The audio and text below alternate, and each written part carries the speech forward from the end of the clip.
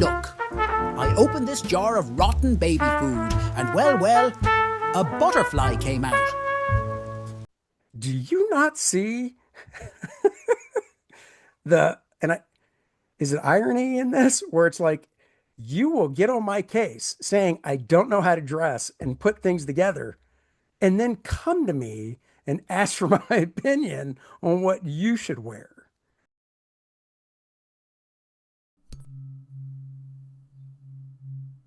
Welcome to Comedians in Elevators podcast. I've got my guest, Andy Smith. Andy, say hi, introduce yourself, and tell us a little bit about yourself. Hello. Like you said, I'm Andy Smith. I'm happy to be here. Thank you for inviting me. And well, let's see. I have a mixed bag of a background. My main career is for the past 35 years. I draw comic books, so I'm a comic book artist, working for Marvel and DC. Now I do my own publishing, but I have dabbled in stand up here and there about 20 years ago for a little bit, but then I made the switch over and did improv where I live and was part of a improv group here in town for 10 or 11 years. And we would do shows every Friday and Saturday, sometimes two times a night on a Friday and Saturday, sometimes just one. And then when that good old COVID came along, that kind of shut everything down, as we know. And I kind of just from there just got back to focusing on doing my own publishing and stuff. So Well, that's the way, that's the wave of the future. So, Andy, you ready to get started? yeah, let's do this.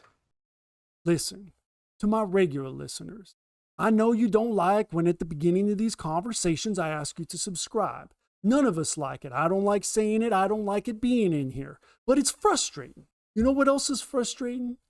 It's also frustrating when I look in the back end of the YouTube channel and I see that 56% of you that watch frequently haven't yet subscribed. And I know this because I see it in the comments section. You say things like, I didn't know I didn't subscribe. And that's actually what fuels the show.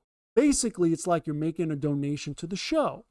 So that's why I ask all the time, because it enables us to build and build and build. And we're going for the long term here. Hit the subscribe button and we'll continue to build this show for you. That's my promise. Thank you to all you guys that do subscribe. It means the world to me.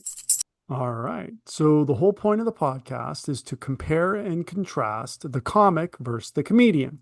So Okay. I define the comic as any person telling funny jokes versus Mhm. the comedian who's a funny person telling any jokes. So Andy, would you agree that you start as a comic and evolve into a comedian? Um, yeah, I can see that because, like you said, a comic is just somebody, just to reiterate, just telling funny jokes, right? That's what you okay. So Yeah. basically, I mean, that's just, the kid in high school that comes up and is like, hey, you want to hear a joke? Tells a funny joke, gets a laugh. Ha ha ha. And then comedian puts more into it, especially when it comes to stand up where they write stuff out and they craft it and it's kind of an art form. So what about a prankster? Would they be a comic or a comedian? Comic, I think. Okay. Yeah, Yeah, all right. I mean, see, it's weird because it's like I've never really thought about separating the two before. So, like, you can almost see the same thing because sometimes somebody will pull a prank without really thinking about it, or it's a prank that they already heard, like the joy buzzer on the hand, Mm-hmm. right? Mm-hmm. They're doing that, not really getting a laugh from the person you're doing it to, but the people that are around, like a whoopee cushion, right? You throw that Mm. down, you're getting a laugh.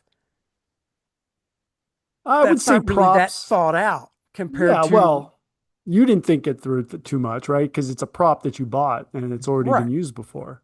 right. But maybe one, if you invented the prop, or two, there is no prop, right? And Well, it's kind that's of a what I'm setup, saying. Like you look at Carrot Top, right? right? Who Yeah, comes out with his trunk and he pulls out these things that he invented. right. That's his whole thing. You've never seen him before. So in that sense, he's a prop comic or prop comedian because he's putting the thought behind it, putting the time in to like go to the store and buy stuff to make these individual, you know, Hmm. props that he uses in his act. Absolutely. And I'm pretty sure at this point he has a team doing a lot of that appropriation. So as far as Yeah, I I mean, know. I So, would assume so, but I guess the the first word that came to mind is the genius behind it is the stuff that is being that he's showing on stage in his act. You don't look at and go, "There's a team behind that."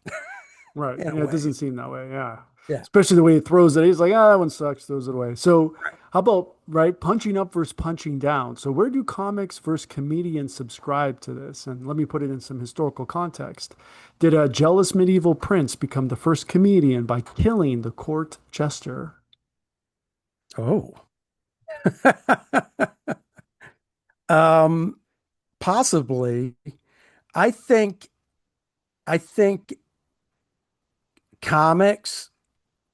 It's easier for them to punch down because once again, they're not, it doesn't take a lot of craft. You know, you can go up.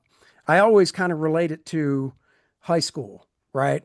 And you're hanging out with your buddies and stuff, and you got the one guy that thinks he's the, the class clown funny guy, and he'll come up to, the group of people and he'll just punch down on something obvious, whether it's somebody being short, maybe the way they dress or whatever. So there's not a lot of thought going into it, but it gets that quick, chuckle maybe. Hmm. Where a comedian, if you're punching up, it is a craft because you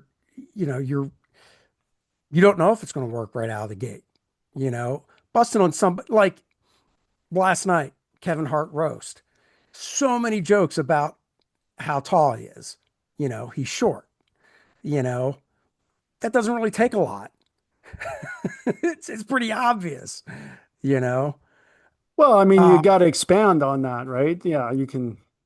I didn't see it, but I can. I mean, I've seen his kind of setup for the Netflix team, but yeah, that one's not. I don't know. I don't know how to rate that really. So then, would criticizing dead people be considered punching down? um,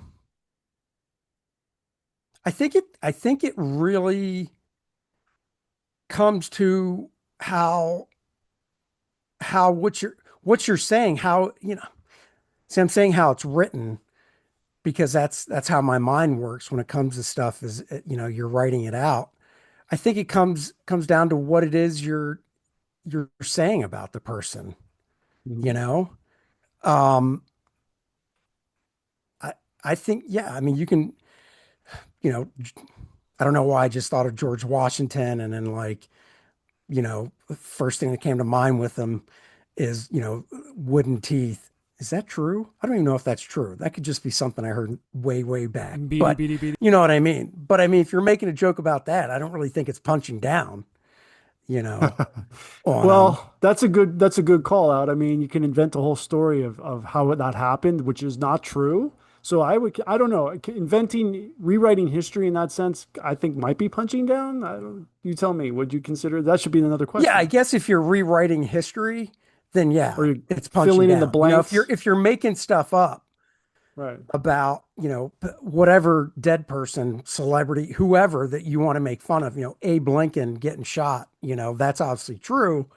But, you know, is it punching down if you say that, John Wilkes Booth came in and he pulled out, you're saying he was going to stab him first and he dropped the knife and he was luckily enough, he was like, well, oh, this gun's going to make noise, but I got to make do with it. I don't really think that's punching down, you know. Because he went with the gun? Well, no, because you're making up the part that he dropped the knife Oh, I see. and Yeah, that so I'm you are thinking more making like, something up. Yeah, like the only way that George Washington made it over the Potomac, I believe was the river, was that he had to bite down on the edge of the boat so he could have his soldiers walk across his back. That would be ridiculous for a reason he got wooden teeth. Yes. But see, if somebody was going that way with it, I don't look at that as like punching down either, you know. It has to I be guess funny at punching least. down would be okay, so here, an example, I guess, using your question about a dead person, right?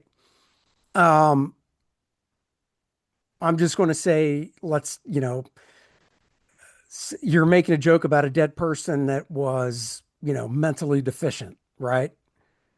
And that's the whole setup for your joke is basically, you're pointing out the fact he was dumb and through stuff he did or whatever because of the mental deficiency, whatever it might be, you know, Down syndrome, whatever, right? Hmm. I'd say, okay, now you're punching down. Is there anything else about that person that you could make a joke about besides that? You know, Yeah, I mean, but perhaps it doesn't matter. It would be anything about him that you're telling a joke about would still be punching down, but we will never know, I guess. So, how about cultural translation of comedy? So, how do jokes that work in one country bomb in another? oh, I mean, yeah, if you're going, it's kind of like if you're, if you're, if you're going to whether it's country or just part of a country, if you're performing up north, right? Hmm. Telling like southern jokes and stuff like that, that'll get a good laugh out of them. NASCAR jokes, whatever. If you want to throw on like a southern accent up there, talking about them hicks down south. How do they sit in front of a TV and all they do is watch a car go round and round and round? Oh my God, that has got to be so boring. That might fly up in New York, but down in the heart of like NASCAR country, depending on the audience, some of them might take it and be like, yeah, it's kind of true. That's what we do. But then some might just get annoyed and be like, dude, you just don't know what you're talking about. Have you ever watched it? You get those people in the audience that want to talk back and heckle. It's not even really heckling. They got offended. So it's the same thing. You can tell jokes over here that might work great, but then, um, go to a different country and, you might tell religious jokes that might work here, but, go to Italy, for instance, uh, and you're telling Catholic jokes over there. Well, you know what? I'm going to go down south and start talking about electric NASCAR, and I'll see if that's punching down. That's the way I would do it. So, so, so how does the silence when your joke doesn't land hurt? Physically, emotionally, morally, or spiritually? So the question is, if a joke doesn't land and there's just total silence from the audience, how does that affect me with the options you gave? Yeah. Um, if it's when you, when I used to go to open mics and stuff because I was trying to put together a set, I never, to me, it was just, okay, I have to work on it. I didn't take it personally, because it just didn't work. Just means I have to Hmm. go back to the drawing board, you know? That's basically how it would affect me is like, okay, that one didn't work. But then at the same time, just because it didn't, if it's the first time you're trying it and you're at this open mic and it falls on deaf ears and you get no reaction, I also don't say you just automatically throw it away. You have to go to either a different open mic or I think you have to litmus test it a few times, Oh, 100%. I before. mean, holding the silence would be the key, right? That's how you know. How long can you hold the silence on a bad joke? Maybe it's a good joke and then you find out later. Right, right. But to me, it just is, yeah, I mean, you learn from it. It's the only way you do learn, you know. I Hmm. I did I remember doing a a specific set, and it went over great. I was opening for a friend of mine. It went over fantastic. And then the problem was a week later, I was going to do it again, and I got too much in my head to Hmm. try to say everything exactly the same, and not all of it, but I'd say a third of it just fell flat, went nowhere. Right. Right. And is it the jokes? Is it it's to me it wasn't the jokes, it was the delivery and being too focused on having it having to I was too focused on the reaction I wanted to get because I got it the week before Yeah. instead of just going with the flow and being in the moment and working with that specific crowd and That's, how they were perceiving things. yeah. Yeah, exactly. You don't want to bring the old to the new and back again. So, how about love and justice? So, is the highest function of comedy to expose injustice or to make people feel less alone while living with it? Well, for me, and what I would do is I was when I did it, I was more the self-deprecating type, and I always thought that that made the audience, laugh, but it also made them feel kind of good because we all have flaws. And if you can Hmm. point out flaws in yourself and laugh at them, that kind of gives the audience, whether it's conscious or subconscious, to go, yeah, why do I take myself so seriously? You know, because one of the, it's, I don't even know if I'm answering the question properly, but, my wife, I always say my wife will give me crap sometimes about the way I dress. She'll be like, "Oh my God, you're wearing that shirt with those pants or those shorts or whatever, right?" Hmm. And I'm like, "Yeah, okay, whatever." But then 3 out of 5 days a week when she goes to work, before she goes to work, she asks me for my opinion on what she was wearing. Or she'll come out with like two pair of pants, a couple pair of shoes, different shirts. Should I wear this and this? And I'm just thinking to myself, do you not see and is it irony in this where it's like, you will get on my case saying I don't know how to dress and put things together and then come to me and ask for my opinion on what you should wear. And the whole point of that is, I don't think if you're not in a creative field like I'm in, whether it's doing my art or when I did stand up and improv, you're not used to looking inward at yourself and your flaws. And most people go around thinking that it's like, oh my God, I have two different, let's say, color socks on. Everybody's going to notice. And it's like, probably no one's going to notice because most people don't worry about visually other people that much at all, you know? Yeah. I mean, that's, yeah, most of it, or she's testing you to see what, Now, okay. All right. All right. So when a joke harms someone unintentionally, does love demand accountability or does justice demand defiance?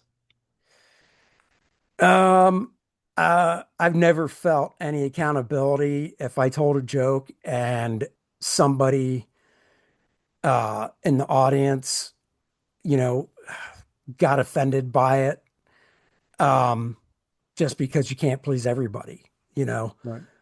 there's always going to be somebody that doesn't like that particular, type of humor. Not even just the joke, but type of humor. That's the whole thing of going, oh, who's your favorite comic? And then somebody named somebody. And even in circles of my friends that, still do stand up and make a living at it, and we talk, and it's like, oh, who's your favorite comic? You mentioned somebody, and they're like, oh, I don't like that guy at all. It's like, okay, well, I do. There are people, my wife last night, for instance, we're watching the Kevin Hart roast, and she's not a fan of, she wasn't a fan of one of the comedians because of uh, the over the top. She doesn't mind the F word, but when you're just using it all the time, she just, it just does nothing for her, you know, and it can be offensive to her. But to me, I'm like, yeah, I can see the point about using it too much, but I also don't get offended by it at all, Right. you know? So if Yeah. somebody in the audience were to come up afterwards and be like, well, I didn't like this one joke you made about blah, blah, blah. I'm like, I could ask, you know, out of 10 people, if 8 people like it and two don't, okay. Absolutely. Yeah. If you want to take a survey, you're going to find out the hard way. So Yeah. I mean, very, uh-huh. that's just it. It's like, it's the same thing with art and stuff. I've got fans of what I do, and I've got people that are like, nah, it's not for me. Right. Oh, well. In the eye of the beholder. So very important question, Andy. Advertising and self-promotion. Who advertises themselves more, the comic, the comedian, or the magician? You know that place where you're not conscious and you're not sleeping either? That's your power bill to the electric company. Right here. I want us to be here with free energy, where the Wardenclyffe Tower meets the Eiffel Tower. But that's not where we are. We are here, where you've got the utility and you've got residential solar. Between these two, we know which one saves you money. This is where we can go in the meantime. But this is where I want us to be now, and this can be done now. So let me deputize you to represent DOSE, Department of Solar Efficiency, and let's get on the podcast to get the message out today. See you soon. We're the magician. Wow. Um, well, if I'm going to go by the very first thing about comic and comedian, where the comic is basically just, like telling a joke, even if it's one they heard and they just tweak something about it. So it's not really original.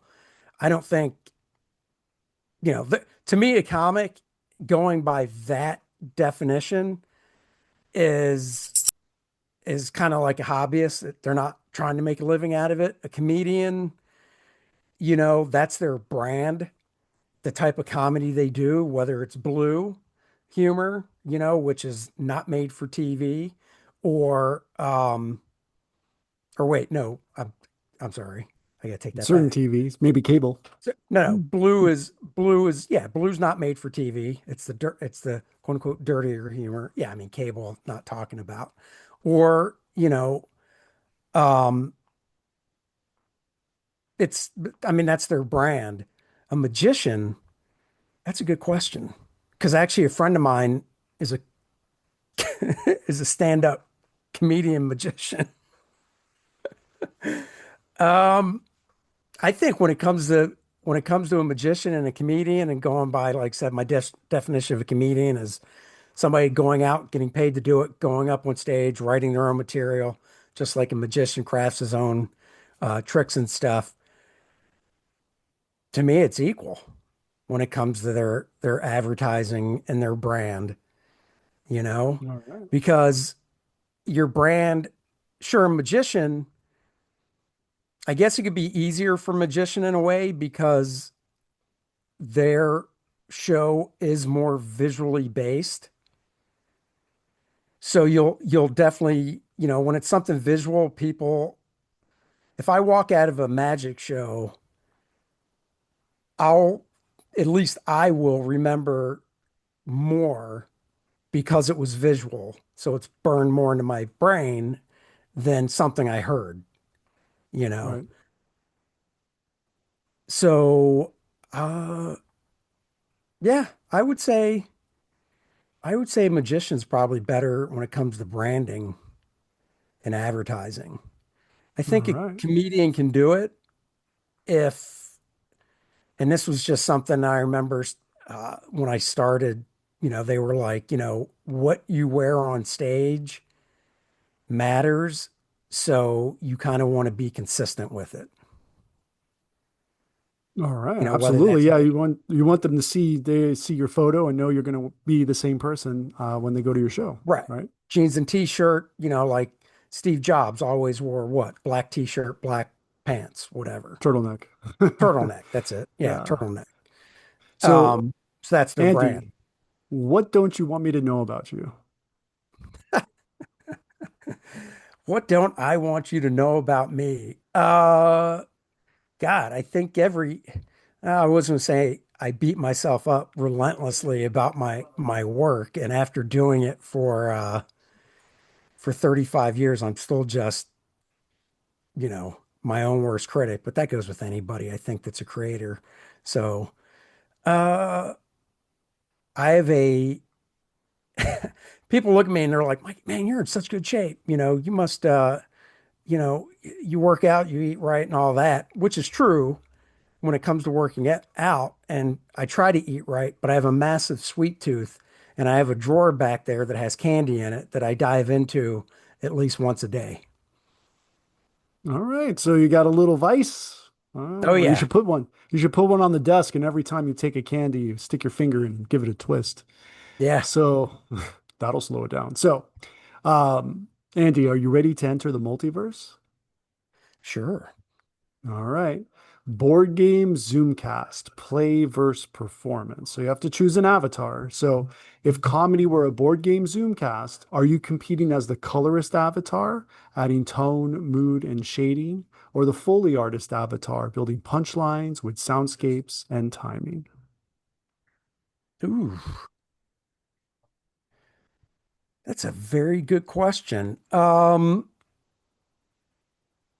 mean, God, my first go-to is the first one you said with the color and mood and stuff, just Okay. because that's mostly what I've done my whole career is create art, and it's through visual pictures that I draw that I want to, even though, it's comic books, you're still telling a story, and depending on the story you're trying to tell with the visuals, you're trying to get a mood or reaction out of the person that's reading it. Right. So then does comedy work better when it's painted vividly or when it's orchestrated sonically? Well, I mean, I think comedy works better when it's audio, sonically. Okay. Um, I'm a huge fan of humor comic strips. One, because I don't do that. So I look at that type of stuff and I go, man, how do they do it? And I have friends that do it for a living, and I'm just in awe when I talk to them because they have to come up with a new gag every day. Right. But for me, and I think for most of the people I know, they laugh harder and louder through audio, you know, whether and it doesn't even have to be, it can just be listening to a comedy CD, Hmm. you know, or a podcast. I mean, it helps obviously, because there's always in stand-up comedy the whole, acting out. Hmm. But I think the I think the best comedians can get the joke across even when they're doing the act out. That enhances it for the people that can see it. But if you're just listening to their CD and the joke still works, it's the audio. That's how I would see it. So Andy, here on the Comedians and Elevators podcast, we have a tradition where the previous guest asks a question for the next guest. And the previous guest was Kelvin Odom, and his question for you, Andy, is why did you choose the path that you are on? Oh, I like to entertain people. Even when I was a kid, I liked being able to do stuff, whether it was through drawing, um, or when I did do improv and stuff like that. I like entertaining people. I like them. Once again, it's an escape for comic books to be a comic book artist, whether it takes a person 15 minutes to read it, 20 minutes to read it, or, you know, however long, it's that escape that gets them out of the real world, gets them out of their head, gets them out of, whatever they're going through. So if they're coming out to an improv show on a Friday night or Saturday night, they're going out there because they want to just put all the baggage from the week in the back. And this is a way for them to do that. And it's that escape, you know. So that's All it. right. Yeah. Awesome. All right. Last question. Legacy. Who gets remembered? Will the comic's tight five survive time, or will the comedian's cultural point of view be more timeless? I think a comedian's point of view, you know,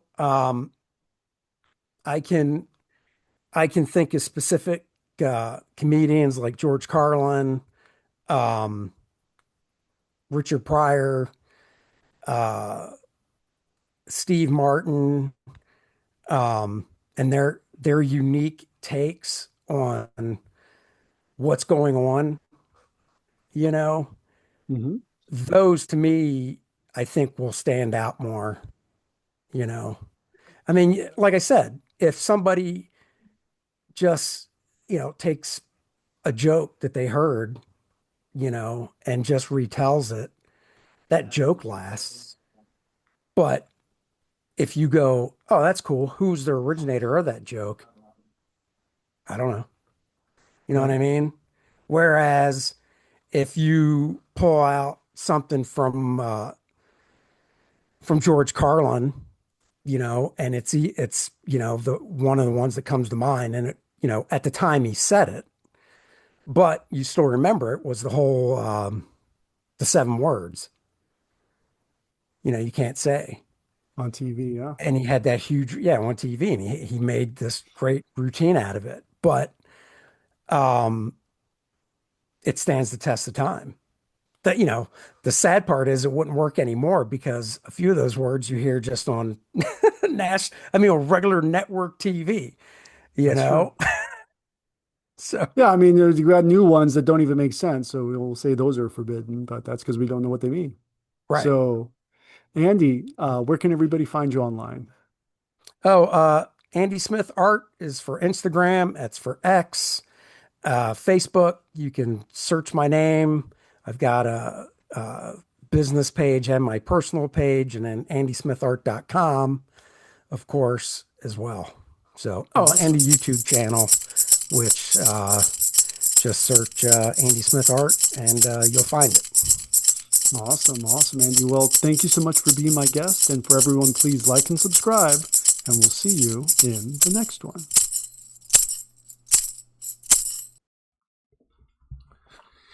If you're interested in too much information like in the network state or Mantipus the chicken shit, check out this video.